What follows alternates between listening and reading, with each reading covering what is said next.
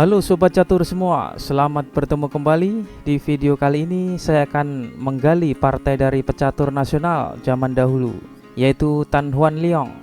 Menurut buku dari karya FKN Harhab yang berjudul Belajar Main Catur dari Master-Master Internasional dan Nasional, Tan Hoan Leong adalah Master Internasional pertama Indonesia. Lahir pada tahun 1938 dan besar di Bandung, dan sempat menjadi juara di Bandung. Selepas SMA, ia kuliah di ilmu pasti di Amsterdam, Belanda. Puncaknya tahun 1960, ia menjadi juara Belanda. Tapi yang luar biasa, kewarganegaraan Indonesia tak dilepaskannya. Di Belanda, orang merasa kagum karena sebelumnya Tan Hoan Leong tidak dikenal penggemar catur di sana. Saat menjuarai Kejurnas di Belanda tahun 1960, ia pun mengalahkan beberapa pecatur terkuat Belanda saat itu. Oke, langsung saja kita lihat salah satu partainya. Tan Hoan Leong yang berperan sebagai putih memulai game dengan D4 dan Russell yang memegang buah hitam membalas dengan kuda F6. Sebagai putih, Hoan Leong ingin memegang kendali pusat dengan memainkan pionnya, dan untuk mengimbangi serangan putih, hitam memainkan G6 sebagai persiapan fianchetto gajah yang diyakini sebagai pertahanan terkuat rokade karena menumpuk perwira dan pionnya. Lalu putih mengembangkan kudanya, dan benar juga hitam tetap pada planningnya, yaitu fianchetto gajah dan bersiap rokade. Hoan Leong bermain agresif sekali dengan menempatkan 3 pion berdampingan di baris keempat. Lalu Russell mengimbangi pusat dengan membuka pionnya sambil membuka lajur perkembangan gajahnya. Lalu Leong mengembangkan gajahnya dan hitam melakukan rokade.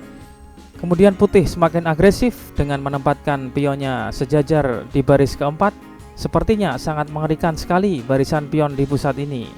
Hitam berusaha melemahkan dominasi pion pusat putih, dan Hoan Leong memilih kondisi pusat yang tertutup dengan menghindari pertukaran pion pusat.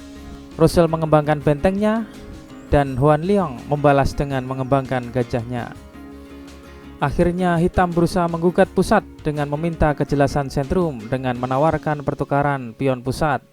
Sebagai efek langkah ini, kuda hitam menjadi terpaku, dan putih pun menerima pertukaran ini.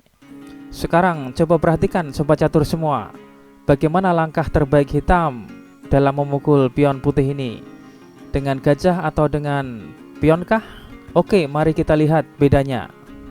Apabila hitam memukul dengan pion, maka ini adalah sebuah langkah blunder karena putih dapat melakukan langkah E5 mengancam kuda. Apabila dipukul dengan pion dan putih balik memukul, maka kuda hitam akan hilang. Dan langkah terbaik dari hitam adalah memukul dengan gajahnya, karena apabila putih memainkan E5 dengan maksud mengancam kuda, maka hitam memainkan D kali E5 dan F kali E5 kembali mengancam kuda. Hitam mempunyai langkah antisipasi dengan memundurkan gajahnya. Hitam melakukan pin dan mengancam memukul pion E5 sehingga putih tidak mempunyai kesempatan mendapatkan kuda hitam. Oke, kita kembali dalam langkah aslinya. Hitam memukul dengan gajah dan putih memainkan kuda ke E2, kembali mengancam pion ke E5 dengan menutup lajur E, dan kembali pula ditanggal hitam dengan kuda C6 menambah backup terhadap petak E5. Putih melakukan rokade dengan keuntungan putih langsung mendapatkan lajur setengah terbuka F. Hitam mengusir gajah dengan melakukan pakuan terhadap kudanya.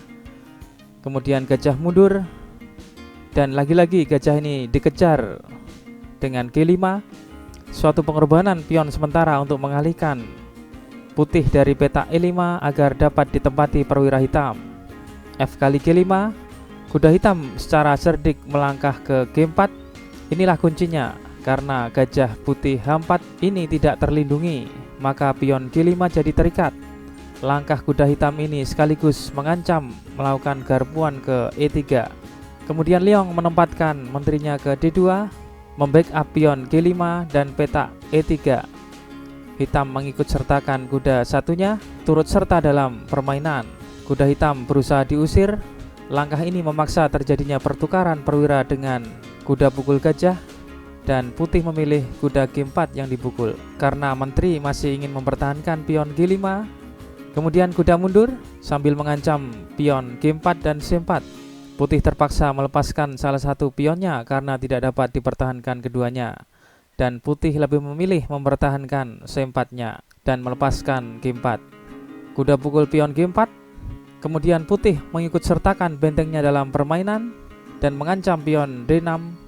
Kemudian hitam melindungi dengan gajah. Kuda D5 mengancam ke F6.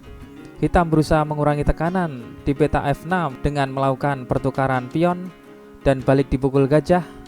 Hitam melakukan pemblokiran dengan pion. Gajah memukul. Putih secara cerdik membongkar pertahanan hitam walaupun harus kalah satu perwira, dan hitam balik memukul dengan gajahnya. Lagi-lagi kedua pemain melakukan penyederhanaan yang sangat cepat di peta F6. Kuda pukul gajah dan kuda balik memukul. Putih melakukan manuver menterinya, melakukan skak. Ada 3 maksud dalam manuver ini. Yang pertama adalah melakukan skak dan memenangkan tempo. Yang kedua adalah melakukan pin kualitas, yaitu benteng putih melakukan pakuan terhadap menteri hitam. Pakuan ini sekaligus memberikan keuntungan putih untuk melakukan langkah pion E5. Kemudian maksud yang ketiga adalah menyerang 2 kali kuda hitam. Sekarang giliran hitam melangkah, dan hitam harus menggerakkan rajanya karena hitam tidak mempunyai kesempatan untuk memblokir atau menutup. Raja ke F7, Huan Liong kemudian melangkahkan pionnya ke E5, menyerang kedua biji hitam yang sama-sama terpin. Langkah ini sekaligus memaksa hitam menyerah karena kuda hitam tidak terselamatkan lagi. Putih mengembalikan perwiranya yang hilang tadi. Ditambah posisi hitam hancur, kedua benteng putih sangat aktif dan sangat sulit bagi hitam untuk mengejar kecepatan benteng putih ini.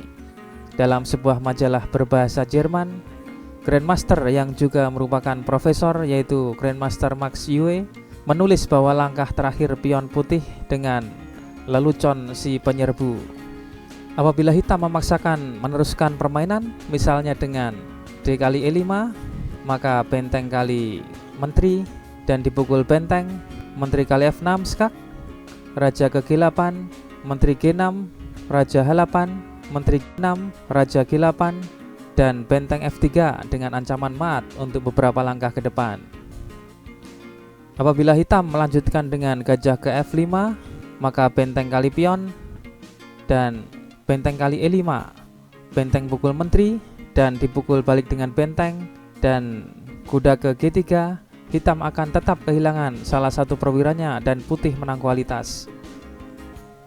Dalam posisi ini apabila hitam melangkahkan bentengnya, maka benteng kali F6 skak, raja ke E8, menteri ke H5 skak, raja ke D7, dan benteng kali D6 skak, raja ke C7, benteng pukul menteri dan balik dipukul dengan benteng, benteng kali E6, dipukul benteng hitam dan menteri ke F7. Benteng hitam melayang dan putih sangat unggul kualitas.